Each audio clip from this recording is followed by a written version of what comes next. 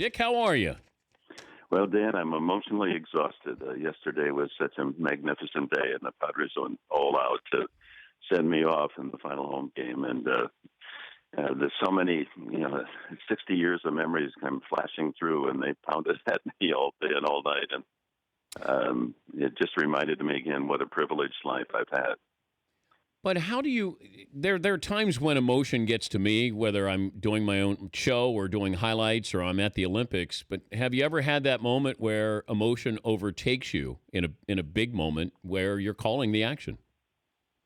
Well, you try to separate yourself, obviously. I mean, you're the voice of the fans and not, while you call games with passion, and I like to think that I call most of the games from my heart, and hopefully somewhat it connects with my brain. But you have to remove yourself. You can't laugh too hard at your own joke, and you feel like you've got to step back. But there are moments where you can't help but your voice goes up a couple of octaves because you've just been involved in such an exciting moment. Hopefully, your emotions don't interfere with your reportage. Toughest sport to call? Baseball. No question, by far. It's the best announcer game for that reason. It's relentless. It's the longest season. The rhythms of the game, which I find very satisfying and soothing and rich, are also the moments where you have a chance, unlike any other sport, where you can interject your own personality, your own knowledge of the game, the history of the game, the humor of the game.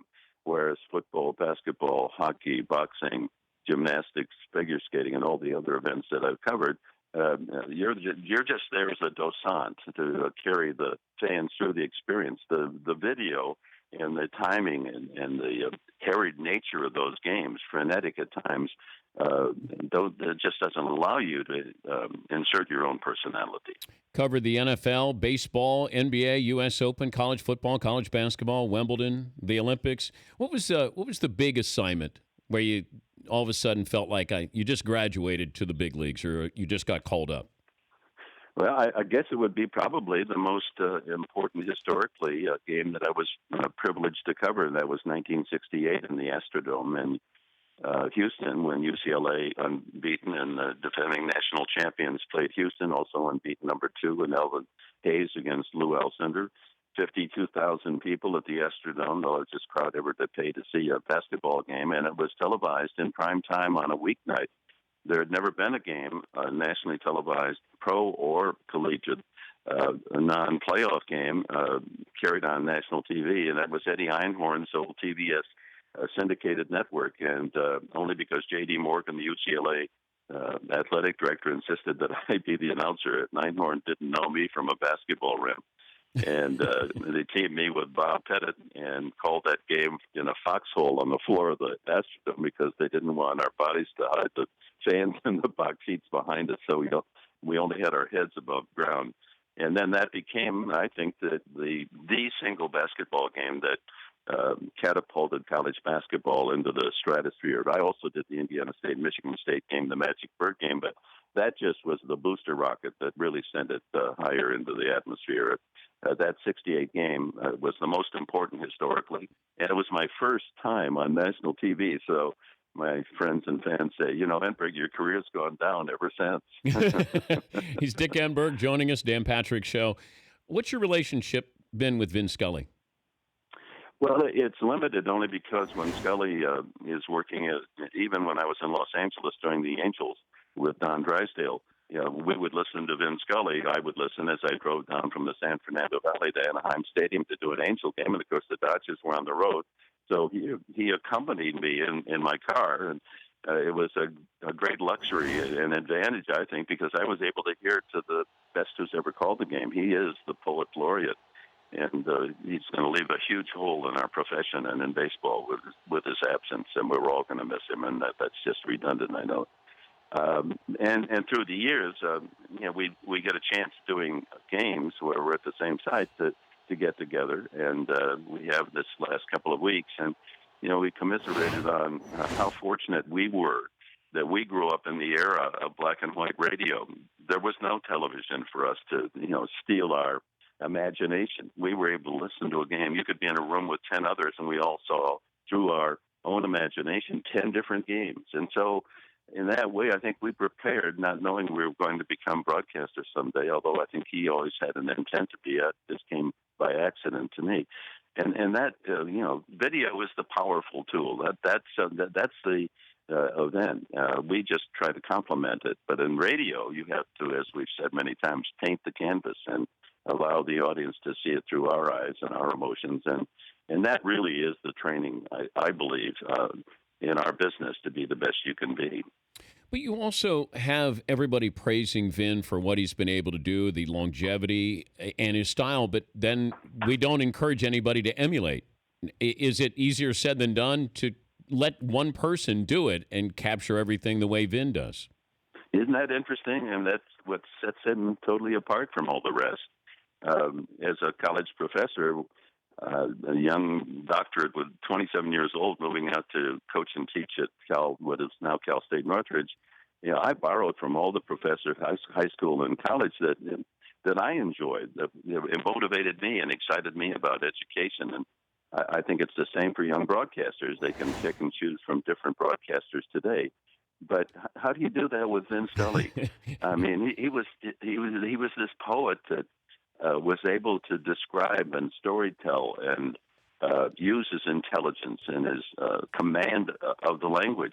I guess the only way you could emulate him is you study hard, you be in Phi Beta Kappa talent, and prepare. To this day, he could do a game blindfolded, but I'd like to be at the ballpark early. I like to think that throughout my career I've outworked the rest, and I'm excited about the preparation. That's part of the joy of my job. But I'll go to Dodger Stadium. He's already there. He's there 4 hours before the game. I thought I'd be the first one. And so you can't over-prepare. And I think to this day, he's just been such a motivation and inspiration for all of us. What's your favorite story from the show Sports Challenge that you did back in the 70s? You're not old enough, Patrick, to remember Oh, Sports I Challenge. loved it. And trying to figure out the athlete and the silhouette there at the very end. And then you'd have, I think a couple of times somebody right away said, that's Bill Russell. And then, they got it right. But you had athletes, you had a team. Let's say the Yankees would have Mickey Mantle and Whitey Ford. And I don't know if Billy Martin was on there. And then they would be facing another team that had, 3 other athletes on there. And you were asking them. You were the host asking them questions. But I have to imagine that there had to be some entertainment going on. I don't know if there was any drinks being sipped during Sports Challenge, but do you have a favorite story? Well, there was a libation or two being shared. The beauty of those shows, and I never asked for a single autograph. Can you imagine every Hall of Fame great in every sport? We did over 100 shows, and we would do 3 in a day at the KTLA studios in Los Angeles, Hollywood. And so we had to have 15 great athletes there, but 3 aside, 4. That meant you needed 3 teams plus an extra, that's 12, and then 3 mystery guests, 15. And what was interesting is those that competed in the first telecast and lost, they didn't leave and go back to the hotel. They stayed around in the green room for the second Sports Challenge show to finish, and then they waited until at the end of the day. Here we are with some Hollywood honeys and lots of drinks, and they just stayed. And here I am, a fly on the wall, a young guy, and just listening to the conversations. And Raymond Barry's talking with Joe DiMaggio, and Bronco Nagurski is talking with the greatest pole vaulter in the world or whatever. And I can remember even these great athletes, someone would say, well, I've got to go. And we had limos to take them back to the beautiful Roosevelt Hotel in downtown Hollywood.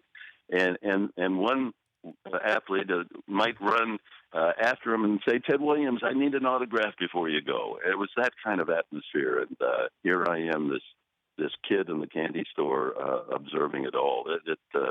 I didn't realize at the time, and then it's like it's going to be your career too. You don't really realize how blessed you are and how privileged you are to be a part of so many wonderful events in sports that you love so dearly until you're able to step back. I guess that's what's happening to me now. Gosh, I did that too, and wow, that was a great experience. But at the time, you're getting ready for the next game. You hardly have a chance Yeah. to assimilate to what you've just experienced.